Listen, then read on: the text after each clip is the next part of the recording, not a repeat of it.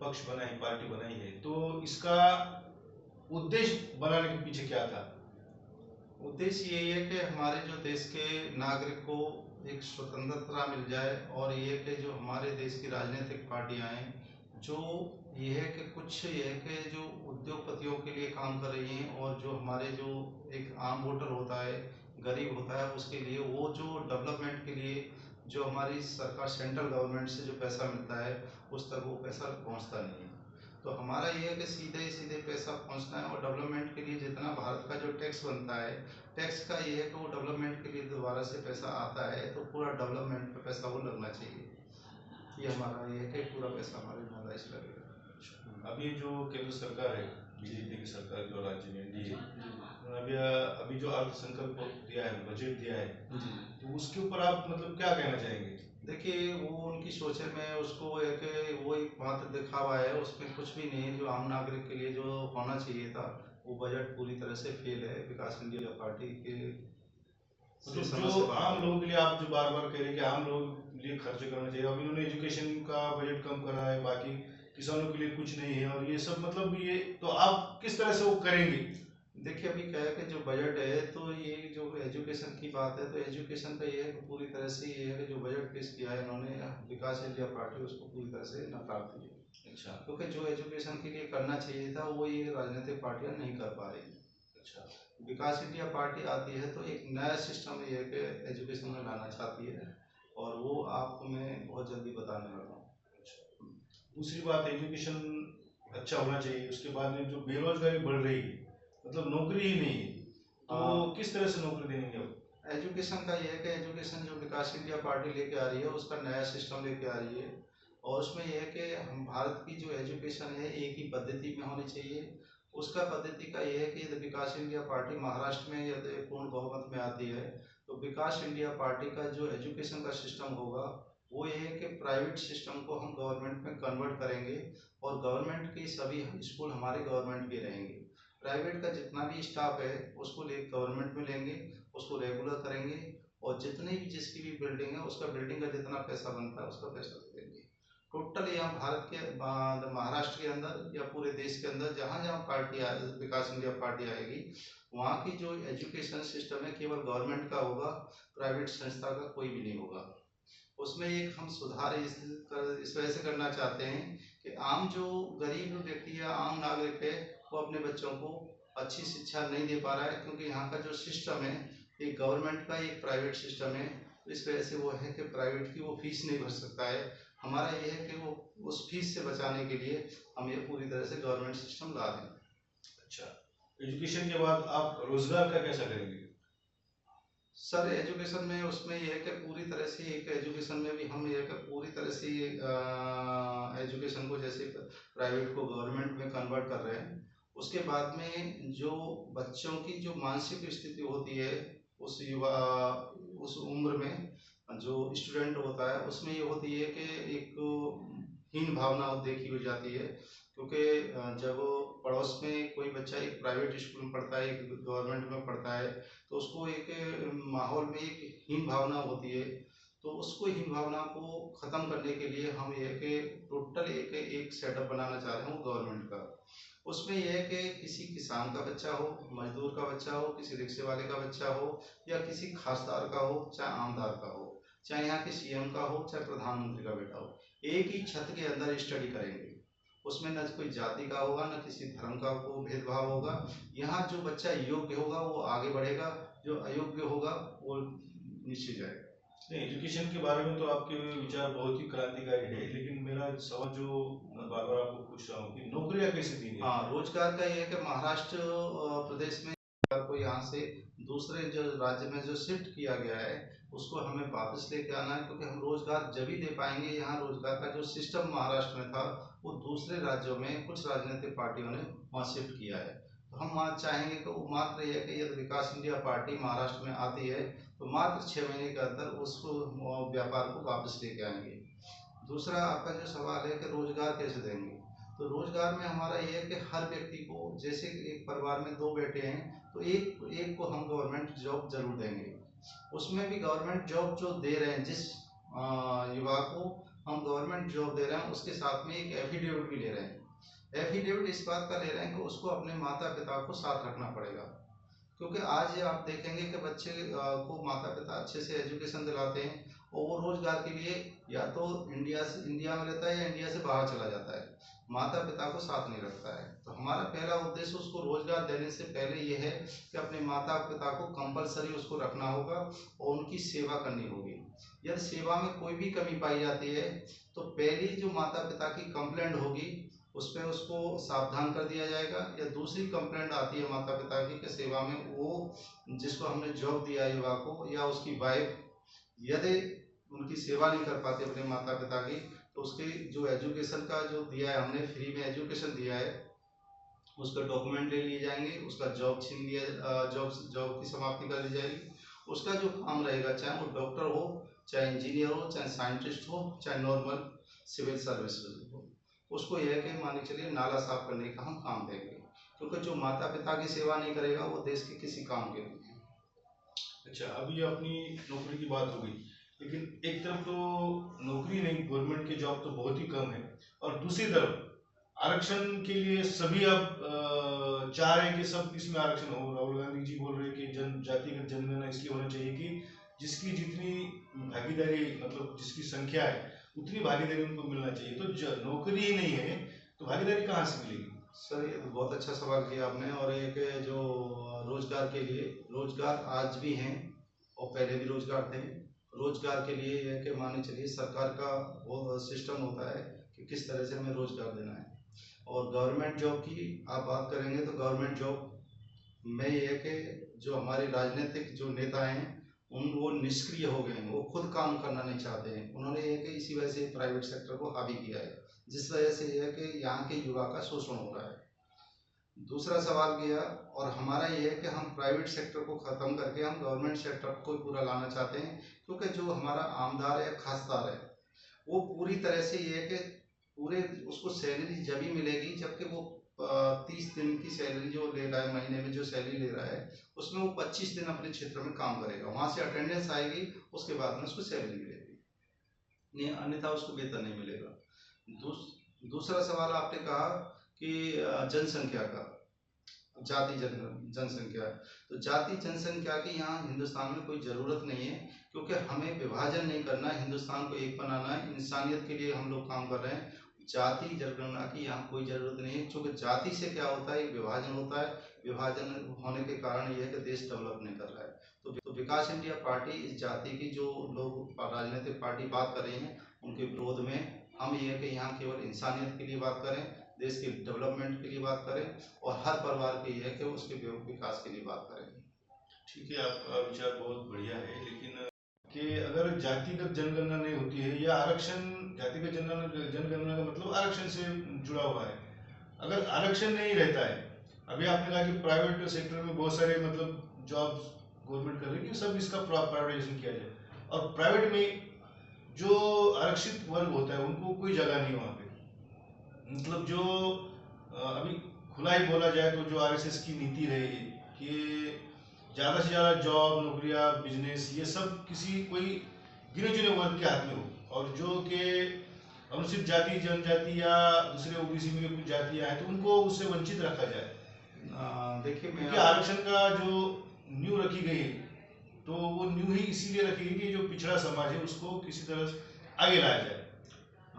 जब हमारे संविधान का ये एक रचना हुई थी और बाबा भीमराव अम्बेडकर के द्वारा, और तो उसमें यही था कि उस समय की परिस्थिति अलग थी, आज की परिस्थिति अलग है, क्योंकि ये कि कुछ राजनीतिक पार्टियों ने जाति की जनगणना के लिए जैसे वो आरक्षण के लिए उस समय कहा गया था, परंतु आज ये कि हमें ये कि भारत से जाति की जो प्रथा है जी इसको बिल्कुल समाप्त करना पड़ेगा। और इंसानियत के लिए आज बच्चे इतने योग्य हैं, हर समाज के अंदर बच्चे योग्य हैं, उसकी योग्यता के आधार पर हमें आगे बढ़ाना है, न कि जाति के आधार पर। सर वो मिलता है ना उनको संधि। और उसमें यह है कि जो हम एजुकेशन का सिस्टम जो लेके आ रहे हैं, उसी एजुकेशन का सिस्टम इसी वजह से एक सिस्टम लेके आ रहे हैं कि गवर्नमेंट का सेटअप लेके आ रहे हैं, तो उसमें जो बच्चा योग्य होगा उसको हम आगे बढ़ने का मौका दे रहे हैं, और जो बच्चा अयोग्य होगा उसको नाला साफ करने का काम दे रहे हैं, चाहे वो किसी आमदार का हो चाहे खासदार का हो। ये आप बातें जो कर रही है बोलने के लिए बहुत बढ़िया, सुनने के लिए अच्छी लगती है, लेकिन जिसके हाथ में सत्ता होती है तो वो मौका मतलब तुम्हारे काबिलियत पे नहीं दिया जा रहा ना आजकल। वही तो मेरा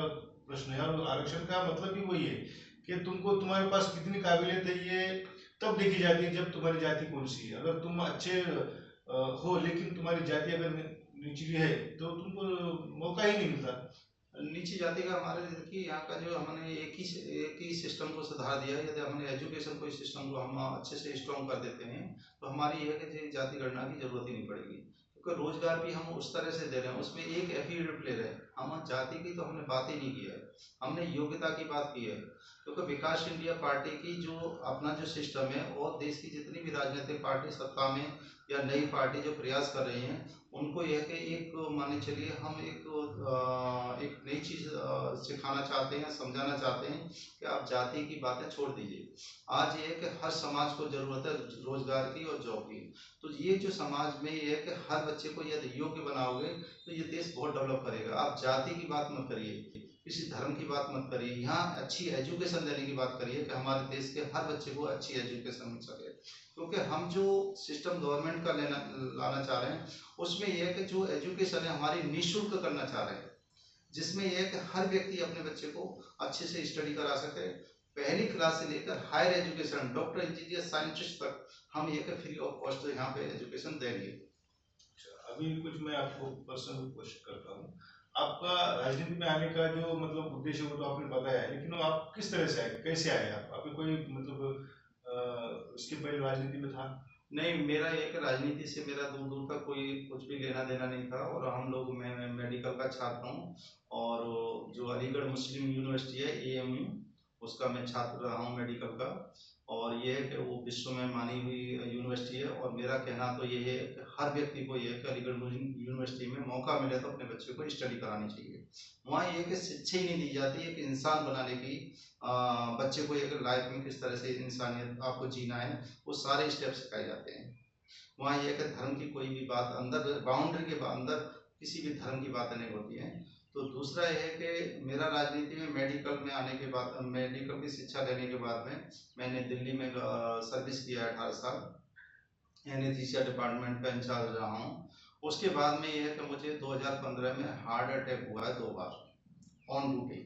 उसमें यह है कि मुझे बचा लिया गया है और आज मैं रहा हूँ। जैसे अटैक पड़ने के बाद में जो रेस्ट कर रहा हूँ मैं, उसमें ये जो प्रेरणा है ऑटोमेटिक मेरे शरीर के अंदर आई है।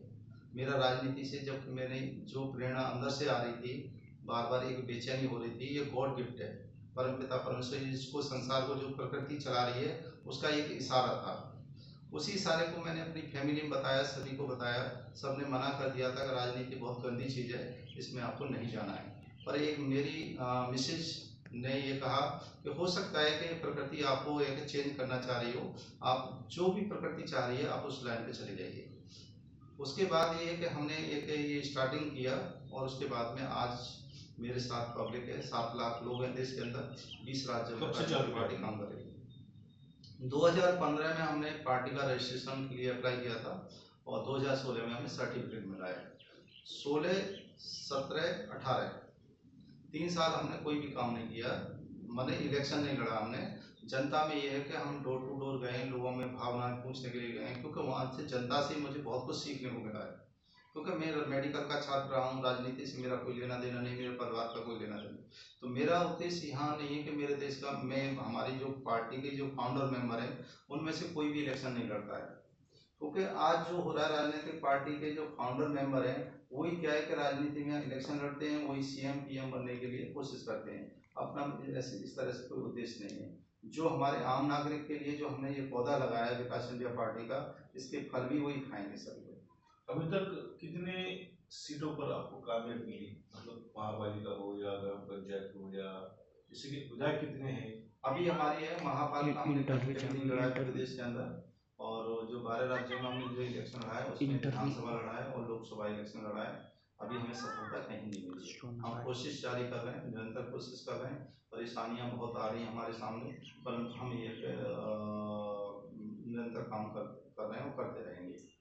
और दूसरी जो अब देश की जो बड़ी पार्टी है उनका हम सम्मान बड़े भाई की तरह करते हैं और उनका हमारा और उनका कोई विरोध नहीं है। हम ये को उनको बड़े भाई की तरह समझते हैं और सम्मान से उनको पेश करना चाहते हैं।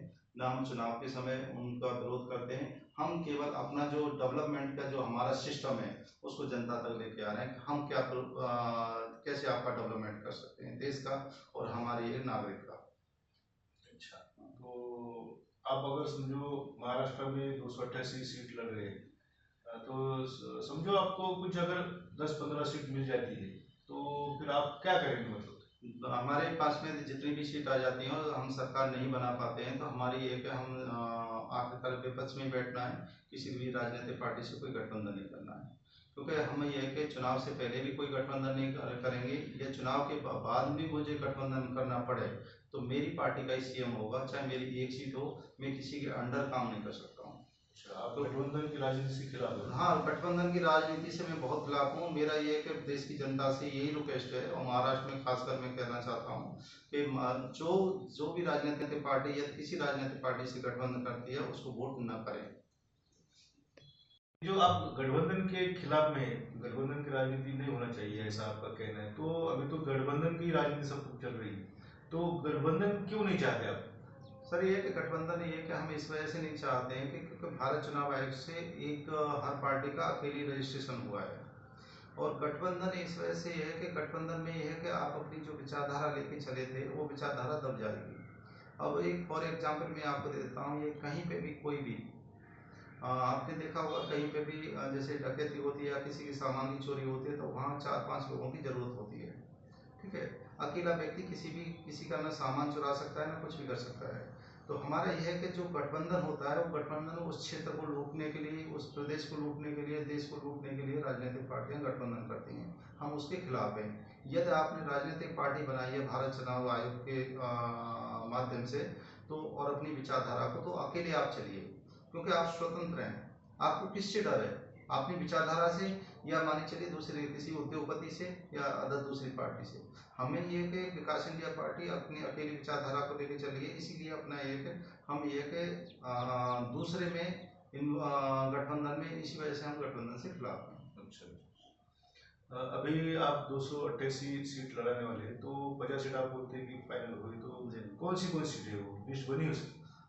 हाँ, लिस्ट बनी है। मैं कुछ नाम आपको बता देता हूँ और उसका हमने नेट पे डाल रखा है, फेसबुक पे और वो उस पर अपनी साइट पे भी डाल रखा है, विकास इंडिया पार्टी @.com पे डाल रखा है और व्हाट्सएप पे फेसबुक पे डाल रखा है, जिसमें हमारी बीड का हो चुका है और हमारा नागपुर में 3 सीट हो चुकी हैं और ये हमारा एक औरंगाबाद में भी हो चुका है और हमारा जालना में हो चुका है।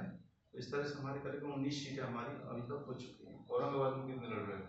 औरंगाबाद में अभी तक हमारे 3 उम्मीदवार हुए हैं, 3 लड़के हमारे पास में और जिसमें है कि एडवोकेट की संख्या और मीडिया की संख्या राजनीति में बहुत अच्छा, मीडिया की आप कुछ करना चाहते हैं ऐसा आप कह रहे थे? हाँ, मैं भारत की जो मीडिया है उसके बारे में बड़ा सोच के मैं क्योंकि जब हम मेडिकल में थे तब इतना जानकारी नहीं थी, अब क्षेत्र में घूम रहे हैं तो ये कि मीडिया के बारे में बड़ा सोच के और दुख होता है कि हमारा देश की मीडिया ये कि मान के चलिए कि हर जो गरीब आदमी है उसकी आवाज़ को उठाता है, जो परेशान है उसकी आवाज़ को ये कि देश के हर आदमी तक और सरकार तक पहुंचाता है।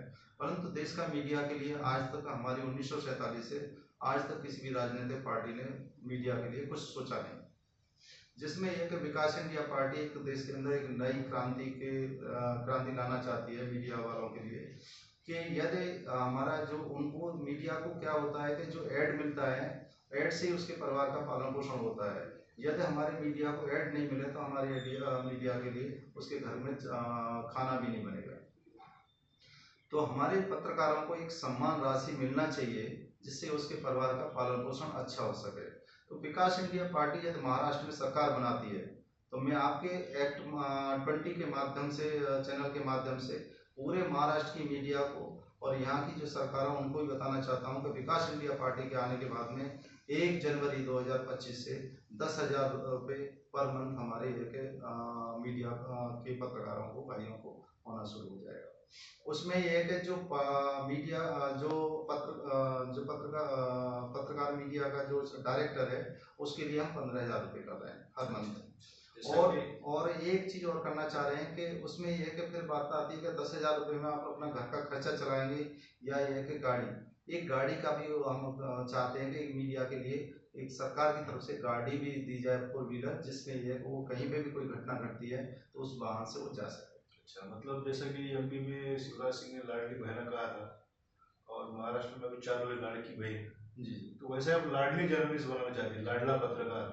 नहीं, लाडला पत्रकार नहीं बनाने जाए। पत्रकार की जो ज़रूरत है, उसकी जो मेन ज़रूरत है, क्योंकि जो बहनों की जो ज़रूरत है वो किसी परिवार की मेंबर है, तो बहनों को वोट के लिए लालच नहीं देना है या बहनों को देना है। तो मैं जो वर्तमान में जो भी सरकार इस योजना को चला रही है उनको यही कहना चाहता हूँ कि बहनों को आप ये ऐसी योजना योजना लुभाने वाली पैसे वाली मत दीजिए।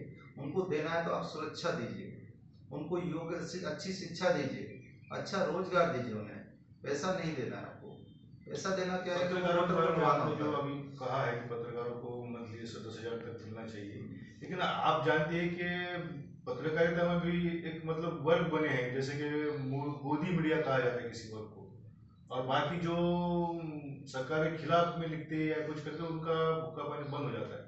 अभी परसों का मतलब अगर आपने देखा होगा तो संसद के सामने एक शीश महल बना के उसके अंदर पत्रकारों को रखा गया था। तो ये परिस्थिति तो बहुत ही विदारक बन चुकी है अभी। नहीं, देखिए अभी क्या है कि अभी जो सिस्टम सरकारों का चल रहा है वो चलती आया है, ठीक है, कि जो आप सरकार के खिलाफ बोलता है उसको यह कि मानी चलिए कि जो भी वर्तमान में जो सरकार होती है वो उसको परेशान करती है, उसकी आवाज़ को बंद कर देती है।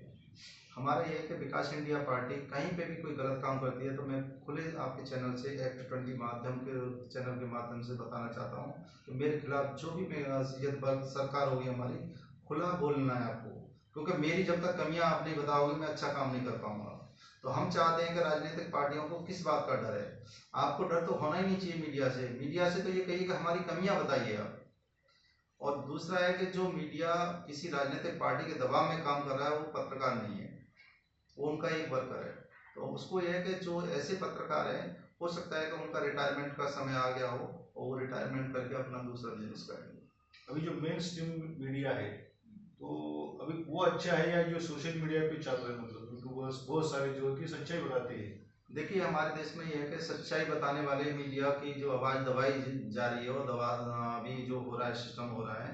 परंतु यह है कि हमारे जो नए जो चैनल हैं और नए हमारे जो पत्रकार आ रहे हैं जिनको निडर होकर पत्रकारिता कर रहे हैं, उनको यह कि हम बहुत आगे लेके जाने वाले हैं, क्योंकि आप ये निडर होकर यहाँ पत्रकारिता करिए जब भी हमारे देश का डेवलपमेंट हो सकता है। अन्यथा यदि आपकी आवाज़ को दबा दिया गया तो देश का डेवलपमेंट नहीं होगा। ये कुछ जो राजनीतिक पार्टियां जो जाति और धर्म की बातें कर रही हैं, ये हमेशा पत्रकार को इसी वजह से दबाती हैं कि ये एक उनका जाति का धर्म का जो फंडा जो चल रहा है, लोगों को भ्रमित करने का जो फंडा चल रहा है, उसको यह कि वो उनका चलता है। जैसा कि अभी लोकशाही का जो चौथा पिलर जिसे कहा जाता है पत्रकारिता, तो उसके लिए आप बहुत कुछ करना चाहते हैं, उसके लिए आपको शुभेच्छा। लेकिन उसके साथ ही जो सच्चाई लड़ने वाला दूसरा एक वर्ग होता है जो जो कि जुडिशियल में वकील होते हैं, उनका के बारे में क्या कहना आपका? देखिए अभी क्या है कि जैसे पत्रकार का ये है कि कहीं पे भी उसको हेल्प नहीं मिलती है। जैसे हमने बताया कि मान के लिए हमारा जो मीडिया है उसको जो ऐड मिलेगा तभी उसके घर का चूल्हा जलेगा, बच्चों को खाना मिलेगा। उसी तरह से हमारे जो है कि देश में जो कानून के संभाले हुए हैं, हमारी कानून व्यवस्था को संभाले हुए हैं, हमारे संविधान को यह कि अच्छे से संभाले हुए हैं और ये हमेशा ये है कि न्याय के लिए लड़ रहे हैं। जबकि ये हमारे खासदारों और आमदारों को सोचना चाहिए कि अपने जो क्षेत्र में ये कि इस तरह के लड़ाई झगड़ों से मतलब अपनी जनता को बचाना चाहिए। दूसरा आता है कि हमारे जो एडवोकेट हैं, जो वकील हैं देश के अंदर, उसमें यह है कि उनके लिए कोई भी सरकार ने आज तक नहीं सोचा है। मैं सभी सरकारों से भी अनुरोध करूंगा, राज्यों की से और केंद्र से सरकार से, कि हमारे वकीलों के बारे में ध्यान दिया जाए। क्योंकि उनको क्या है कि एक डिग्री दे दिया आपने, एक सर्टिफिकेट दे दिया लॉ का, उसके बाद में छोड़ दिया रोड पे, आप जाइए कि काम करिए। अब व्यक्ति जब समाज में झगड़ा होगा या कुछ होगा जभी तो उसके पास में केस आएगा तो उसके घर का चूल्हा जलेगा, बच्चों को खाना मिलेगा। उस तरह से यह है कि उसके लिए विकास इंडिया पार्टी ने जो वकील हैं उनके लिए भी सोचा है कि यदि वर्तमान में जब हमारी सरकार विकास इंडिया पार्टी की आ जाती है तो हर वकील के लिए हम चाह रहे हैं कि उनको यह कि मिनिमम 10,000 रुपये से हम स्टार्टिंग करना चाह रहे हैं कि 10,000 उनका वेतन हमें स्टार्ट किया जाए, जिससे यह है कि उनकी वकालत में केस आए या ना आए परंतु उनके बच्चों के लिए खाना मिल सके। तो समाज में हर व्यक्ति को आगे बढ़ाने का हम कोशिश कर रहे हैं। तो इसमें यह है कि जिस तरह से हम मीडिया को भी आगे बढ़ा रहे हैं, उसी तरह से हमारे जुडिशरी में जो हमारे एडवोकेट हैं उनको हम आगे बढ़ा रहे हैं। और ये महाराष्ट्र से शुरुआत होने वाली है कि महाराष्ट्र के हर लॉयर को, और ये है कि 10,000 रुपये मिलेगी, वो उसकी प्रैक्टिस के समय भी, और उसको पेंशन जब तक वो जिंदा रहेगा, उस तरह से यह है कि पेंशन में भी उसको पेंशन भी 10,000 रुपये दे रहे हैं हम लोग। हो सकता है कि आने वाले समय में जैसे महंगाई बढ़ती है, महंगाई बढ़ता है, तो ये जो पैसा है वो आगे बढ़ेगा। और मीडिया का भी हम चाहते हैं कि यही है कि ये नहीं है कि 60 साल के बाद में आपको बंद कर दिया जाएगा। ये जब तक आप हैं और जब तक आप जिंदे हैं, जब तक आपकी सांस चल रही है, ये आपके लिए पैसा मिलता रहेगा। ये हम नया कानून बनाएंगे और अपने से ही स्टार्ट करेंगे, जिसमें हमने 2025 के लिए आपको एक लाइन भी बता दी है। इस तरह से कोई भी राजनीतिक पार्टी एक डेट तारीख बता के काम शुरू नहीं करती है। दूसरा आपने पूछा कि पार्टी बनाने का उद्देश्य क्या था।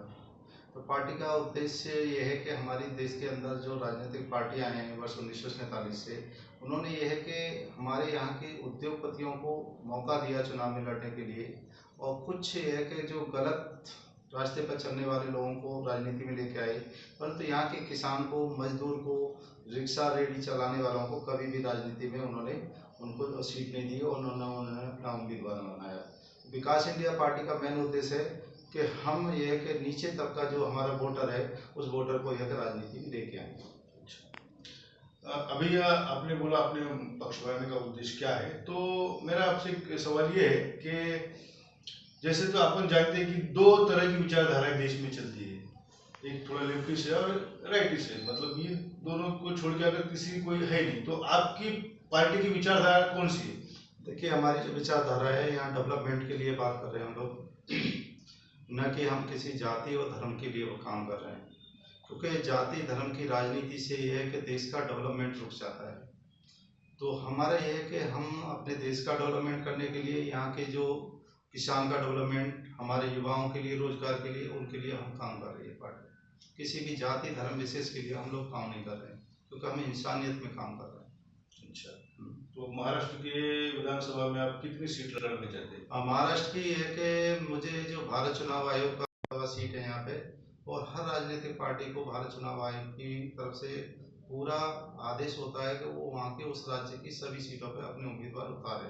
तो विकास इंडिया पार्टी का ये है कि 288 सीटें यहाँ, तो 288 पे हम अपने उम्मीदवार उतार रहे हैं। 288 पे आप उम्मीदवार खड़े करना चाहते हैं, लेकिन आपके पास इतने उम्मीदवार है क्या?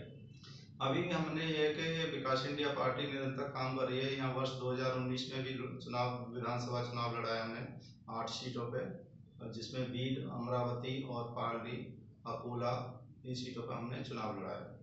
तो पार्टी निरंतर महाराष्ट्र में काम कर रही है, जमीनी स्तर पर काम कर रही है।